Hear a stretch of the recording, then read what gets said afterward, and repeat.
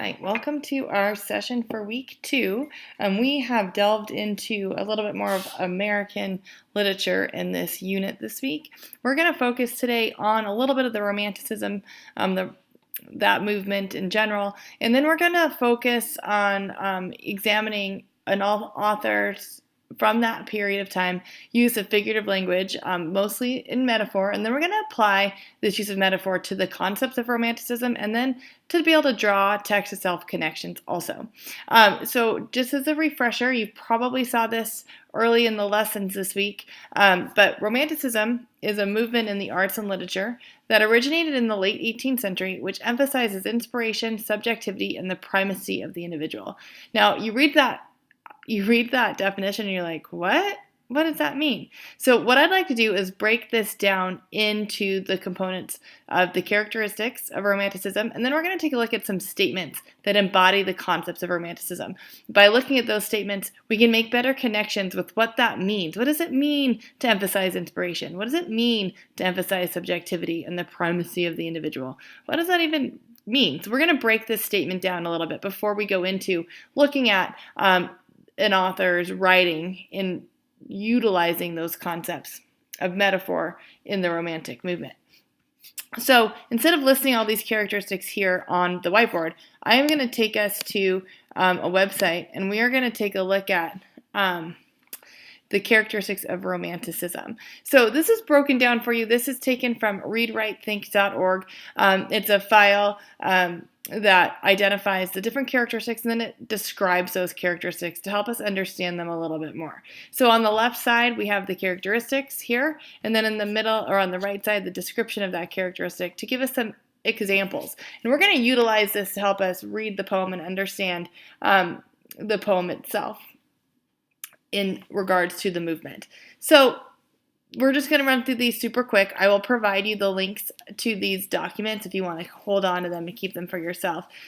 First would be the interest in the common man and in childhood. So basically, Romantics believed that we were all born with innate goodness, and that by growing up in urban life, that we would be corrupted. So we are all born as essentially good, and that childhood is very important in shaping who we become, and it allows us to really jump into our emotions and to be inspired by those beliefs that we have when we were children. So really there's a lot of emphasis on returning to that state of mind.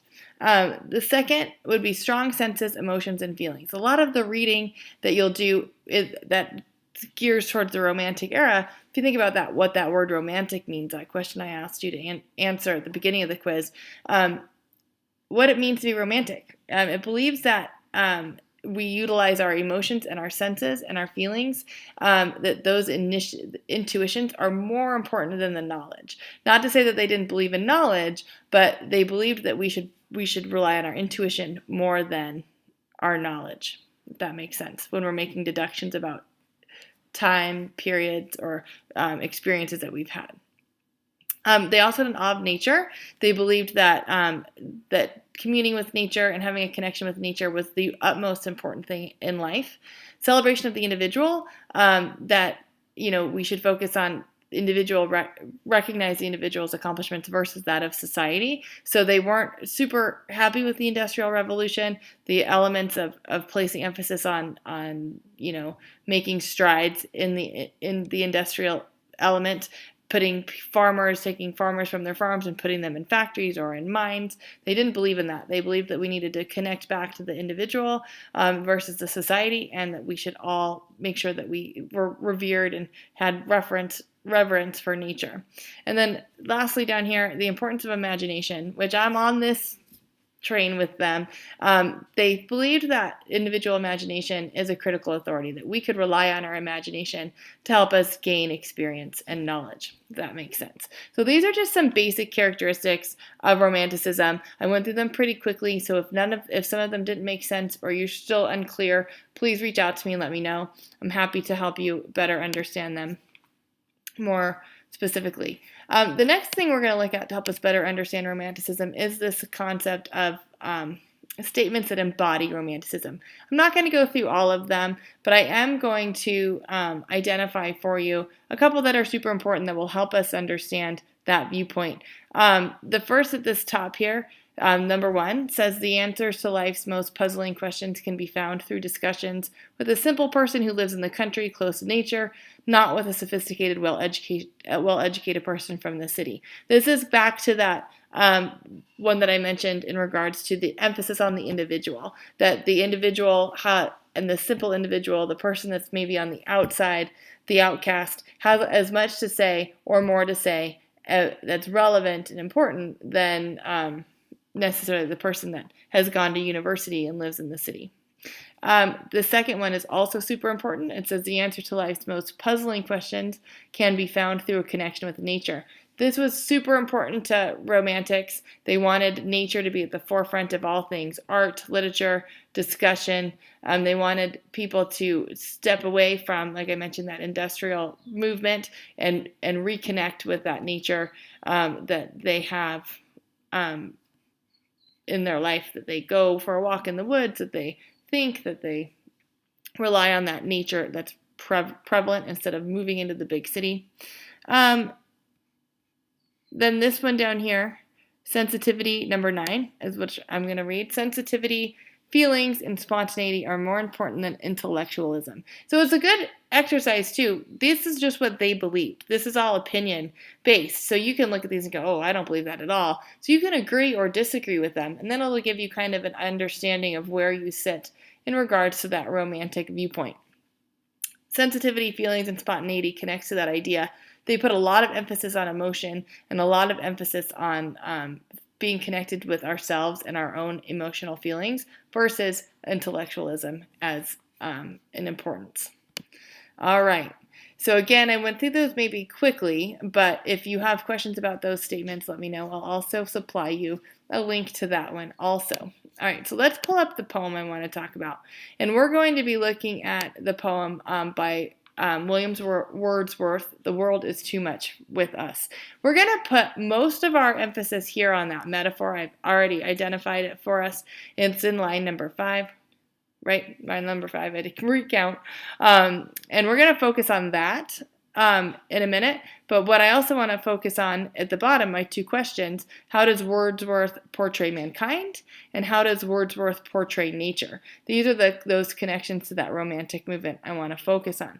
And the reason I'm reading those questions to you before we go into the poem, one really great reading strategy when we're given questions like this at the end of a reading, whether it's a poem or a short story or an article, if we know what we're looking for when we read, it's going to help us better understand the question at the end.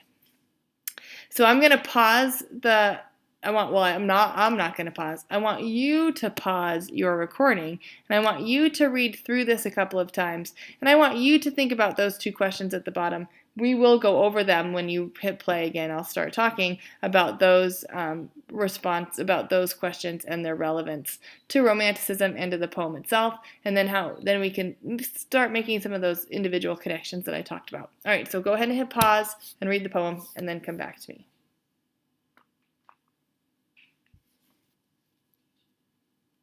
All right, welcome back. So let's take a look at this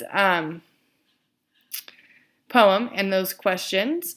I know some of you are like, okay, this was written in the 18th century. I'm not sure what it's about.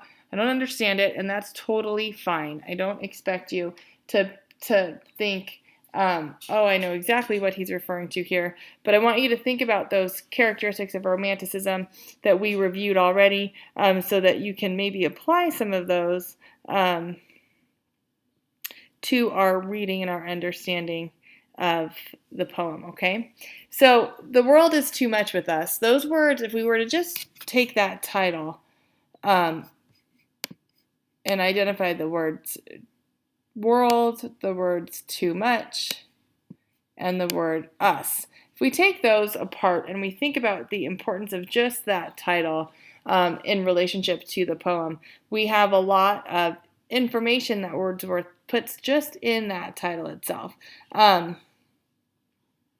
Obviously, we talked about the importance of the individual in Romanticism, so the fact that The world is in there. The world is too much with us indicates that perhaps there's too much happening in the poem, or excuse me, in the world around us, so that we aren't able to be the focus anymore, that the world is taking over in that regard. So remember what I mentioned, the Industrial Revolution is happening at the same time. People are moving out of the country and into the big city and taking that emphasis off of individual achievement and nature and focusing it in striving to create that industry. All right, so then if we read through, the world is too much with us, late and soon, getting and spending, we lay waste our powers. So think about those two words, getting and spending here. Remember, romantics aren't really into the material good. So if we're getting and spending, we lay waste our powers.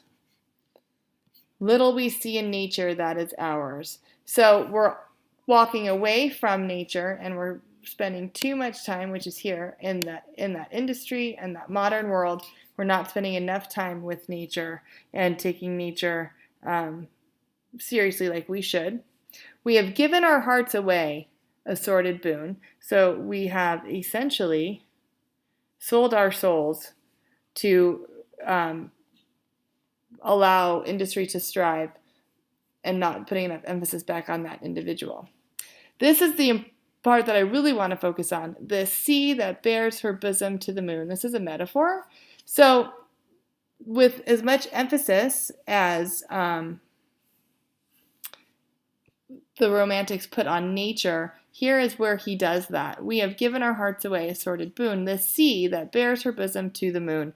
We should be able to appreciate this element of nature, and a lot of analysis is that the sea that bears her bosom, this is Mother Nature at work, that we're turning our back on Mother Nature and we're not recognizing the importance of her relevance in our own lives, that we should be able to appreciate the beautiful moon in the sky and the sea that are raging in tune with that moon, the winds that will be howling at all hours and are upgathered now like sleeping flowers.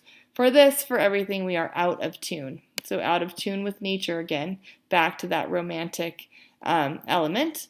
It moves us not, great God, I'd rather be a pagan suckled and a creed outworn. So might I, standing on this pleasant lea, have glimpses that would make me less forlorn, have sight of Proteus rising from the sea, or hear old Triton blow his wreathed horn.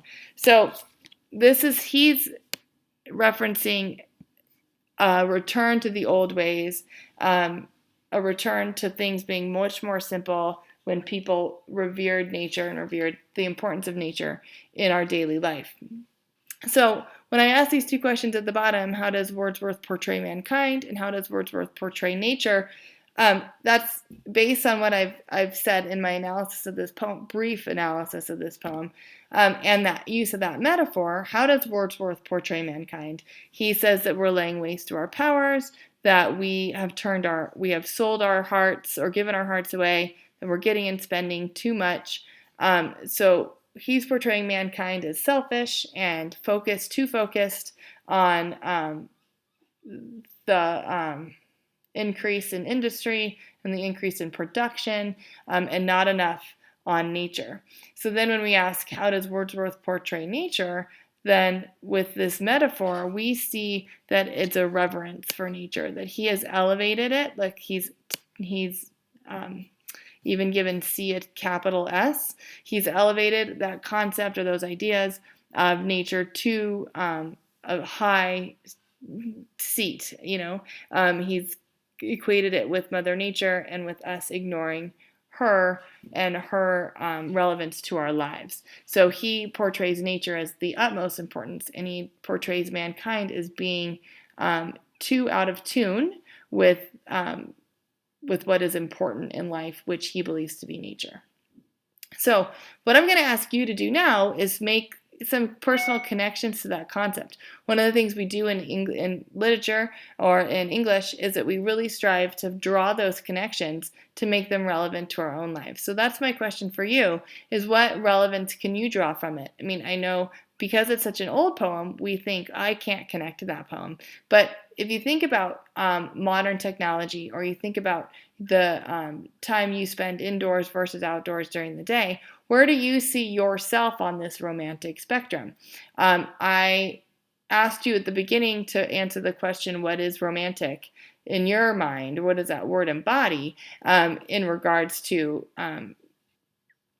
just your own personal definition? So I ask you now to revisit that statement. You don't need to rewrite it for me, but to revisit it mentally. What do you see that word differently now? If you think that romanticism is being in tune with nature and putting emphasis on nature and emphasis on the importance of that individual versus the emphasis on making strides forward, whether it's in technology in our current day and age, or in industry as it was then. So how do we see that statement now?